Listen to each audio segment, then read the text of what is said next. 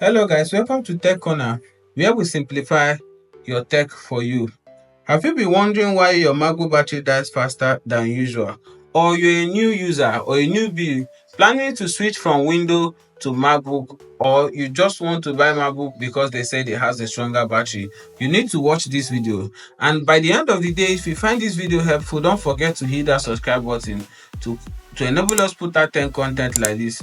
First and foremost, you may ask, why do I need to check the battery health of my laptop?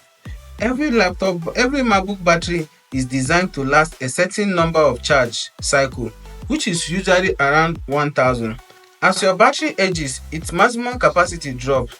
So if your battery is underperforming, meaning it needs to be replaced or optimized, that is why you need to know how to check your battery health and the condition before buying a used laptop, or if you've been using your laptop and you're seeing that the battery is no longer lasting the way it should.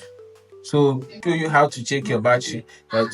If you want to check your battery health, come to this particular icon here, click on it, go to about this PC and click on more info if you're using the latest macOS. If you're using the older macOS, you just click on the information, just click on more info, scroll down to you see system report.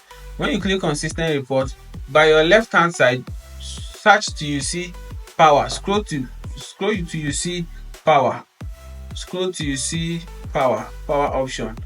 Now this is the power option. By your left hand side, this is where we can get the battery information. Now the cycle count of this battery is 105. The cycle count of this battery is 105. The condition is normal. The maximum capacity is 100. It has not dropped, so this battery will still be lasting the way it should.